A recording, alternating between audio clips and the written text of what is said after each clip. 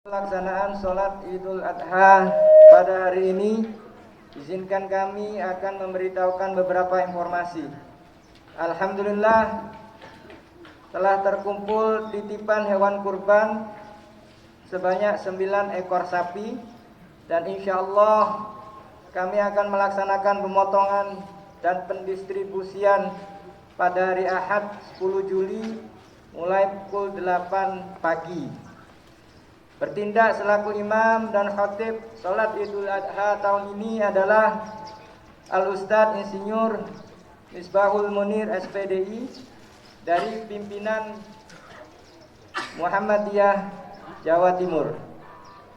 Kepada semua pihak kami sampaikan terima kasih yang setulus-tulusnya atas kerjasamanya dalam terlaksananya kegiatan hari ini. Kepada bapak-bapak dari kepolisian dan Koramil Wonokromo, kami sampaikan terima kasih. Jazakumullah khairan katsira. Selanjutnya kepada Al-Ustadz kami persilakan. Assalamualaikum warahmatullahi wabarakatuh.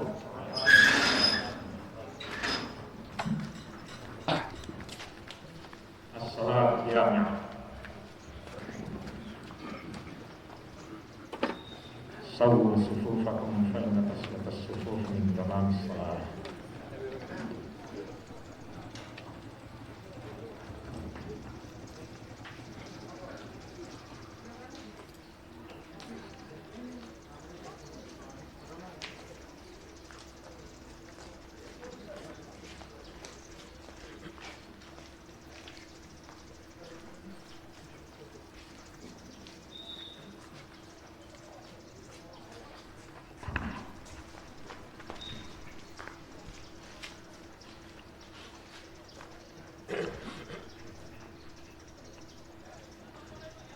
Allahu Akbar.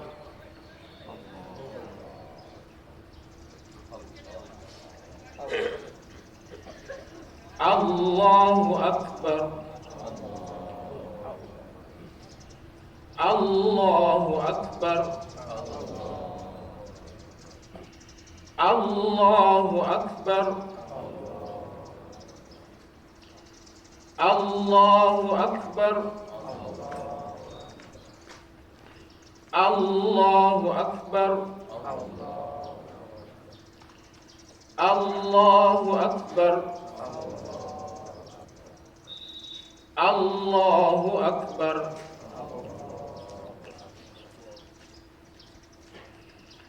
Alhamdulillahi Rabbil Alamin, Ar-Rahmanir Rahim, Maliki Yawmiddin. Iyyaka na'budu wa iyyaka nasta'in. Ihdinas siratal mustaqim, siratal ladzina an'amta 'alaihim, ghairil maghdubi 'alaihim waladdallin.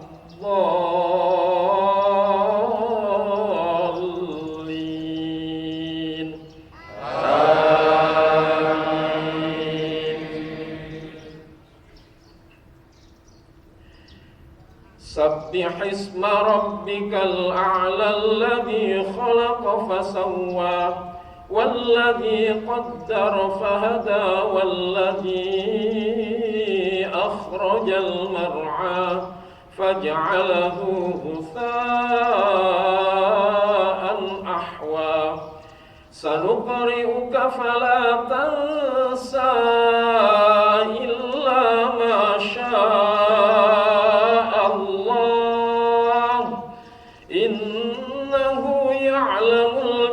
وما يخفى ونيسرك لليسرى فذكر إن نفعت الذكرى سيذكر من يخشى ويتجنبها الأشقى الذي يصلى النار الكبرى ثم لا يموت فيها ولا يحيا.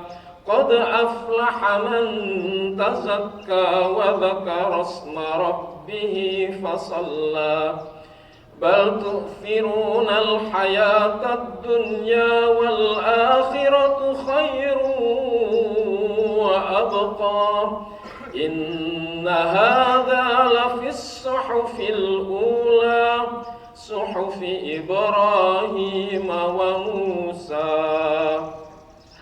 الله أكبر.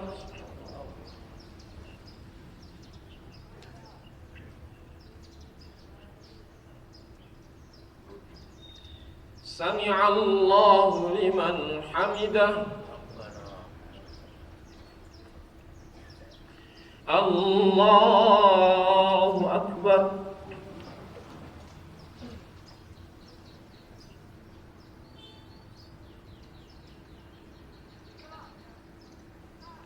الله أكبر.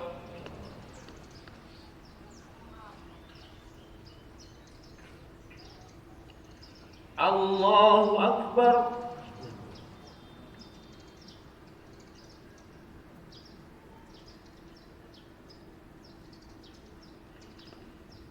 الله أكبر.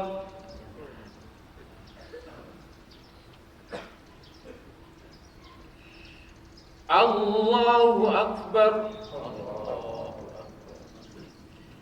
الله أكبر.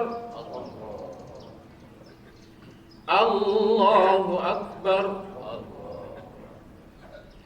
الله أكبر. الله أكبر.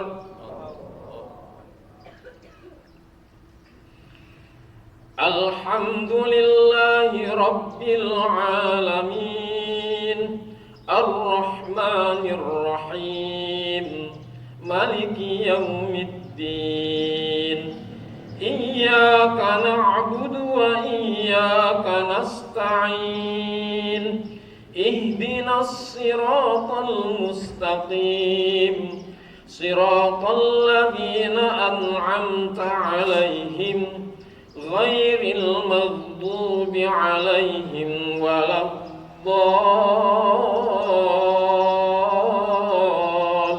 الضالين.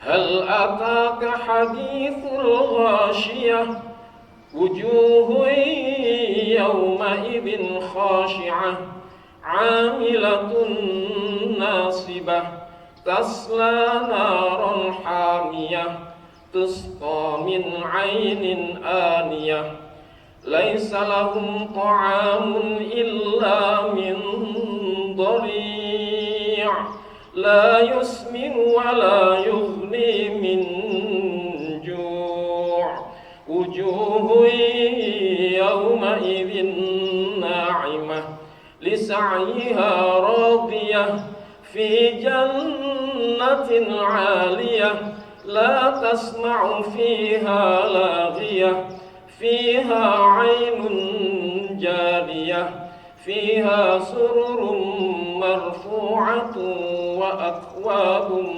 موضوعة ونمارق مصفوفة وزرابي مبثوثة أفلا ينظرون إلى الإبل كيف خلقت وإلى السماء كيف رفعت وإلى الجبال كيف نصبت وإلى الأرض كيف سطحت فذكر إنما أنت مذكر لست عليهم بمسيطر إلا من تولى وكفر فيعذبه الله العذاب الأكبر إن إلينا إيابهم ثم إن علينا حسابهم. الله أكبر.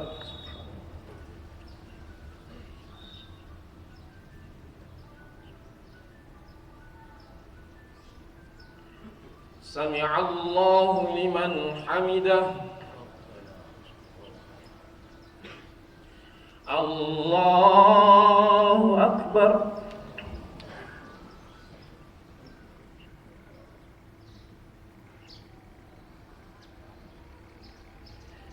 Allahu Akbar.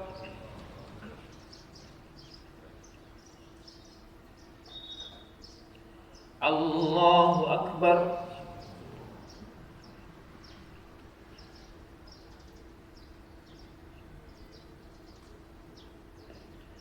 Allahu Akbar.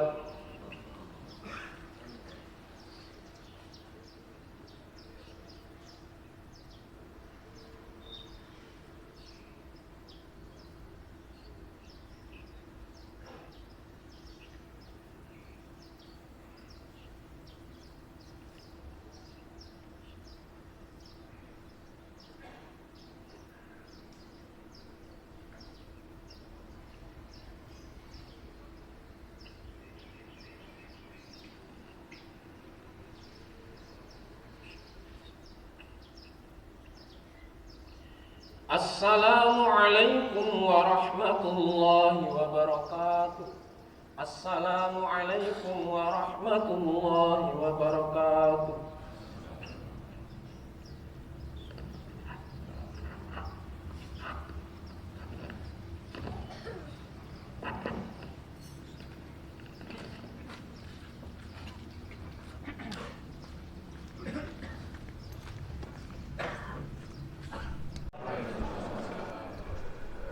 Bismillahirrahmanirrahim. Alhamdulillahilladzi anzalas sakinata fi qulubil mu'minin liyazdadu imanan ma'a imanihim. Asyhadu an la ilaha illallah wahdahu la syarika syahidatan tunji qailaha minan naril jahim. Wa asyhadu anna Muhammadan 'abduhu wa rasuluhu la nabiyya ba'da.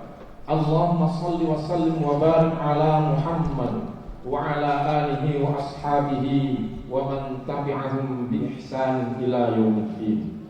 Allahu akbar, Allahu akbar, Allahu akbar, Allahu akbar, Allahu akbar, Allahu akbar, Allahu akbar, Allahu akbar, Allahu akbar, walillahil hamd. Ma'asyiral muslimin rahimakumullah. Alhamdulillah, atas rahmat Allah kita masih diberi kesehatan untuk bisa hadir melaksanakan sholat Idul Adha.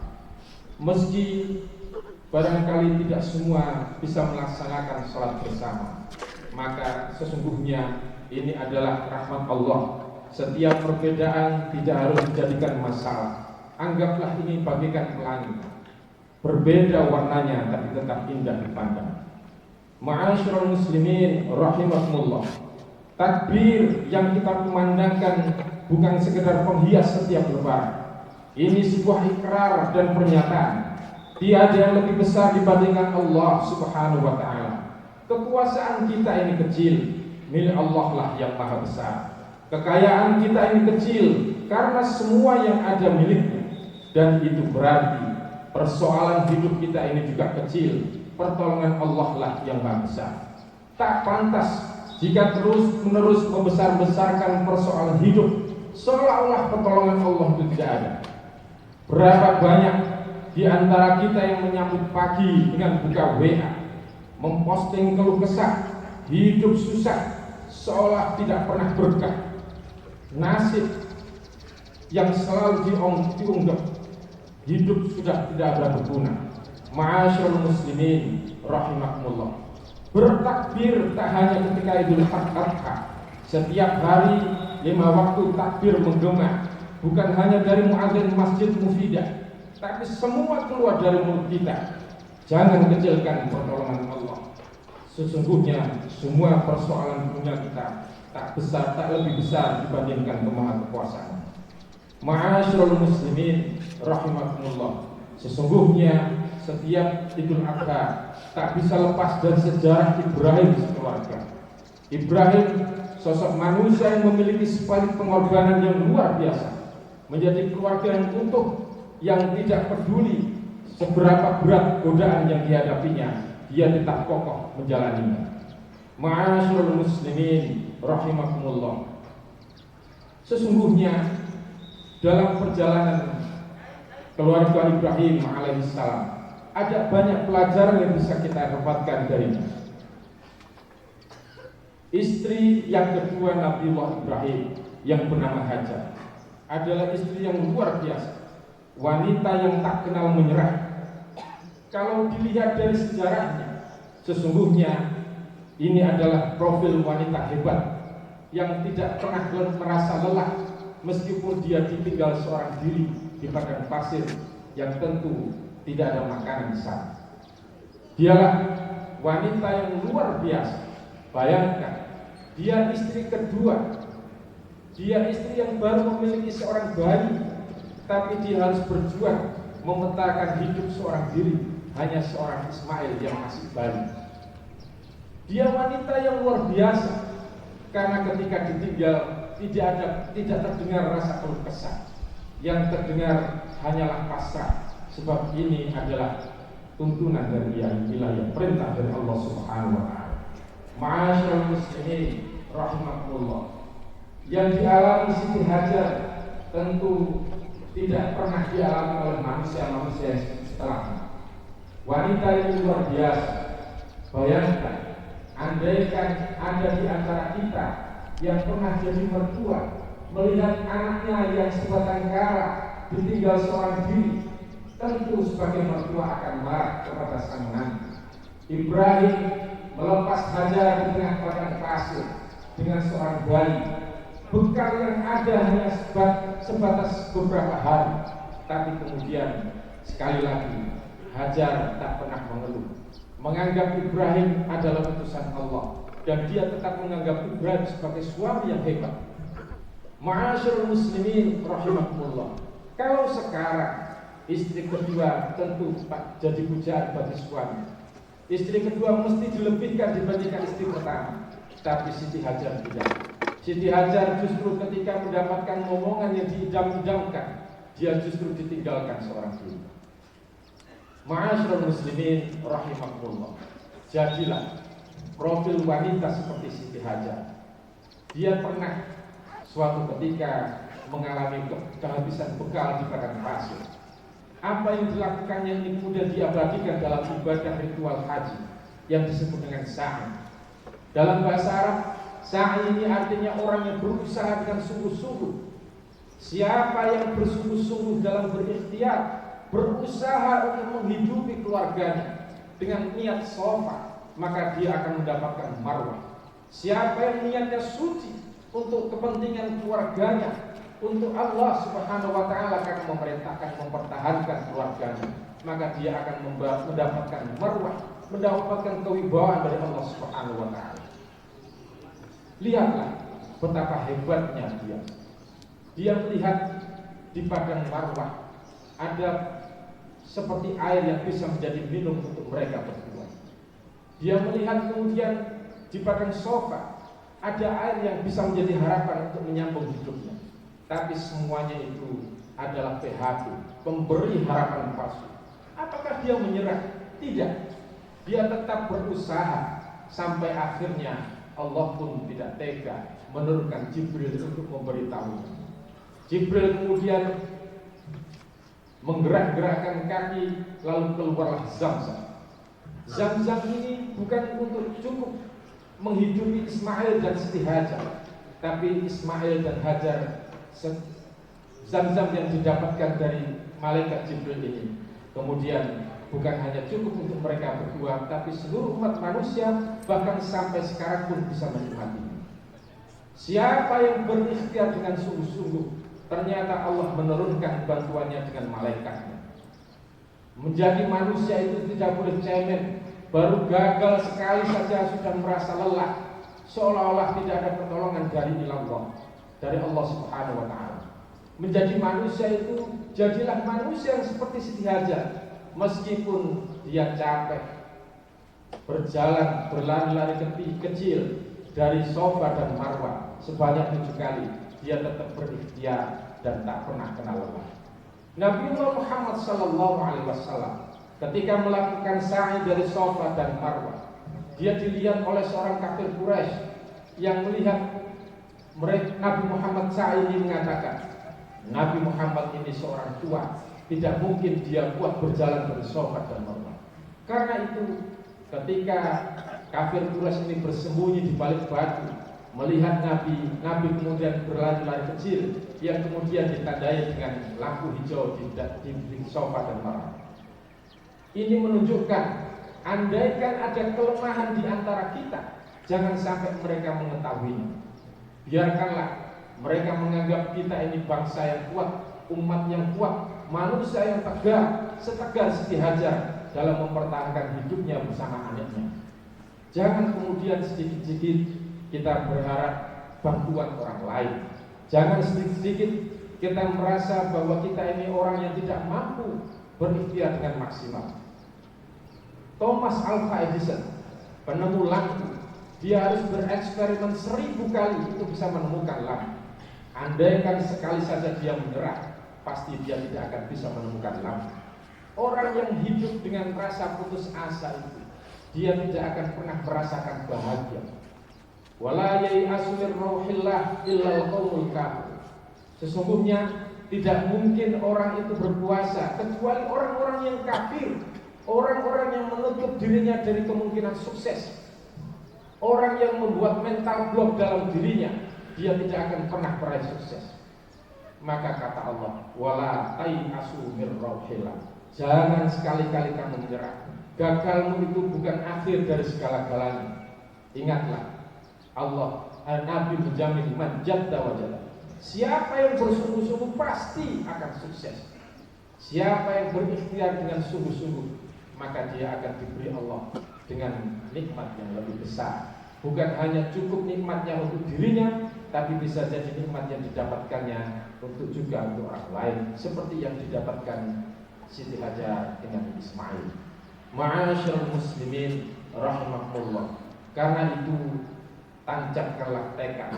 Sejak sekarang saya ingin menjadi wanita-wanita seperti Siti Hajar. Sejak sekarang saya ingin menjadi lelaki Ibrahim yang meninggalkan jauh istri dan anaknya di padang pasir di daerah Makkah. Dia juga tetap masih mengingatnya. Sehingga Ibrahim pun mengunjungi anaknya meskipun dia berada di Palestina. Jarak Palestina dengan Makkah cukup jauh, 1500 km. Tapi rasa rindunya tak bisa dibalas oleh apapun. Dia tetap melihat anaknya yang akhirnya tumbuh besar, yang sejak bayi ditinggalkan. Ma'asyiral muslimin rahimakumullah. Allahu akbar, Allahu akbar, Allahu akbar walillahil hamd. Kalau kemudian kita merasa bahwa hidup ini hanya sementara, kita ingin menjadi hamba yang sukses dunia dan akhirat, maka jadikanlah sholat jamaah seperti yang kita lakukan ini, sholat yang sungguh-sungguh menjadi sebuah semangat yang luar biasa. Bayangkan, mengawali sholat itu dengan takbir, Allahu Akbar, Maha besar Engkau ya Allah, masalahku semua yang kuhadapi di dunia ini adalah kecil. Jangan kemudian membesar-besarkan masalah di dunia ini seolah-olah Allah tidak pernah memberikan pertolongan. Kita berikrar, bertakbir bahwa tidak ada yang lebih besar dibandingkan Allah Subhanahu wa ta'ala. Tapi kalau kemudian di dalam sholat kita menangis, ya Allah, sungguh sedih apa yang aku alami di dunia ini, seolah bahagia tak pernah aku dapatkan.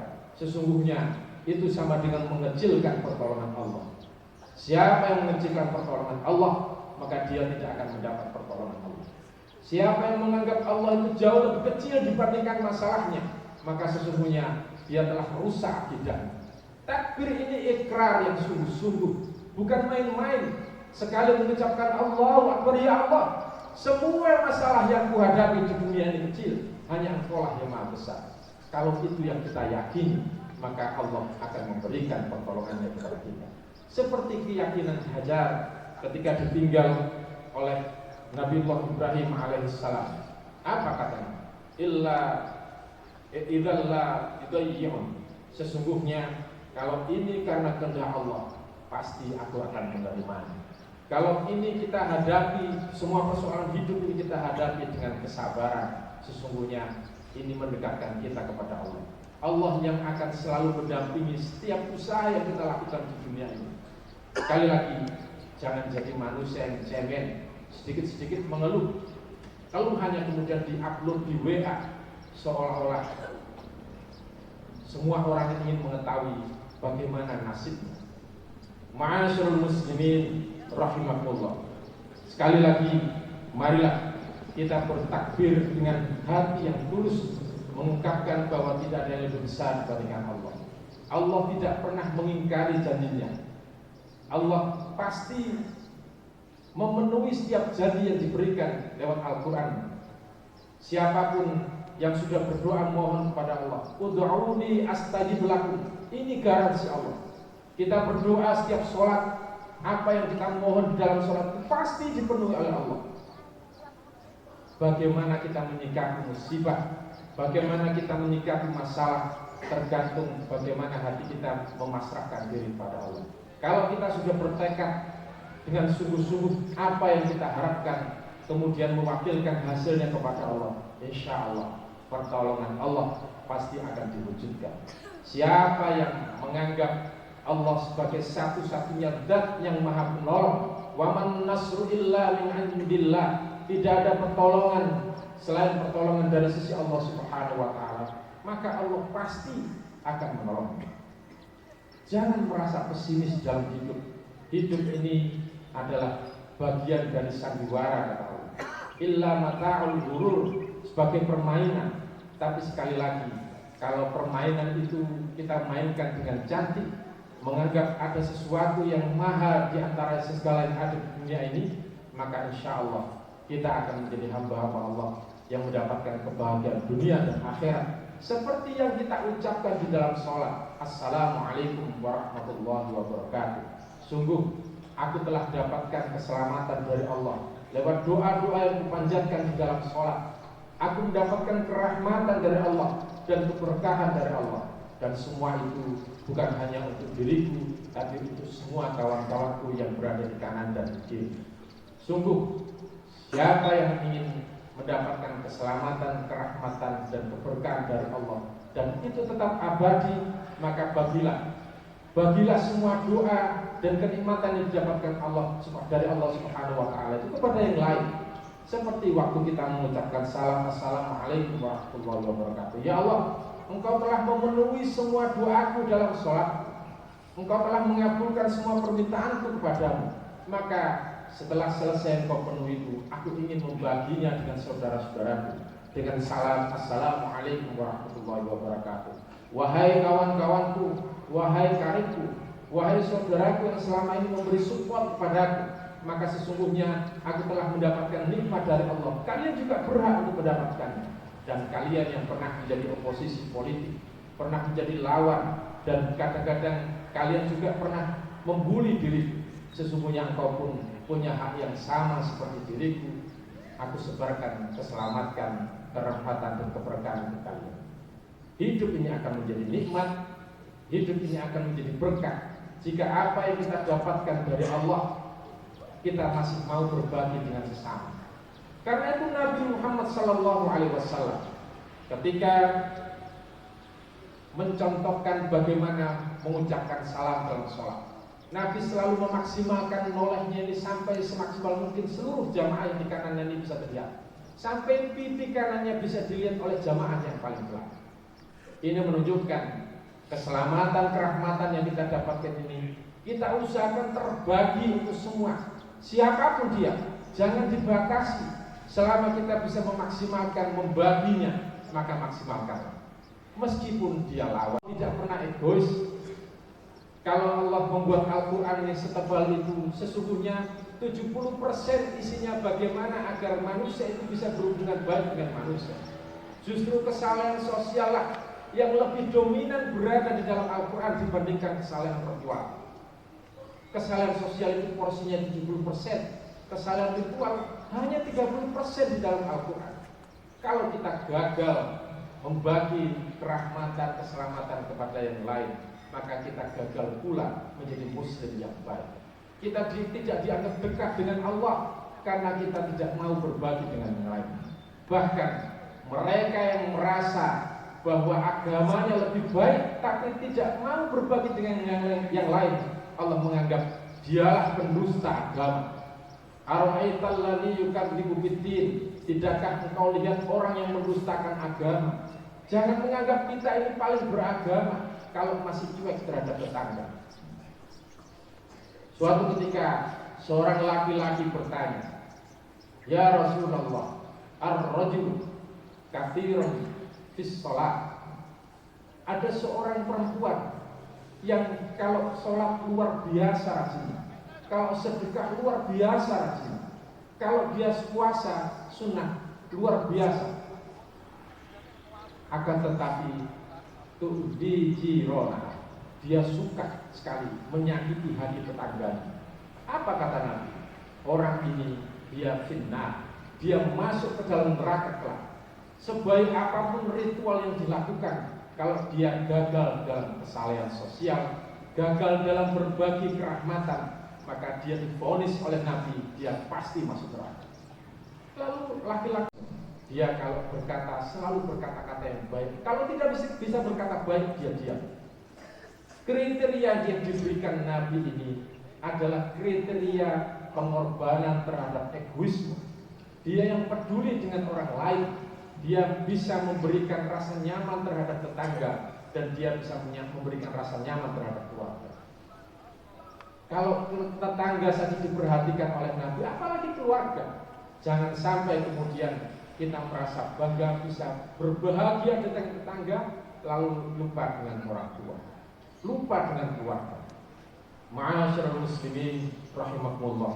Sekali lagi kita mohon kepada Allah agar hati kita ini selalu dilindungi oleh Allah dari perasaan ego yang luar biasa, yang merupakan segala sesuatu yang membuat orang menderita. Sesungguhnya orang yang dianggap tidak khusyuk atau lalai dalam sholatnya itu bukan orang-orang yang kemudian rajin sholat, tapi mereka adalah yang merupakan yang menghargai anak yatim dan tidak memberi makan fakir miskin. Ma'asyiral muslimin rahimakumullah. Allahu akbar, Allahu akbar, Allahu akbar walillahil hamd. Marilah kita mohon kepada Allahu akbar, Allahu akbar, Allahu akbar. La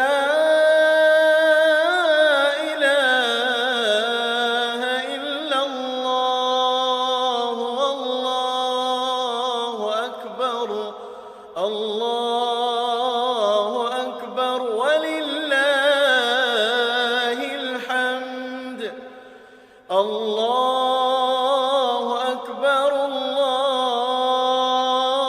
akbar, Allahu akbar. La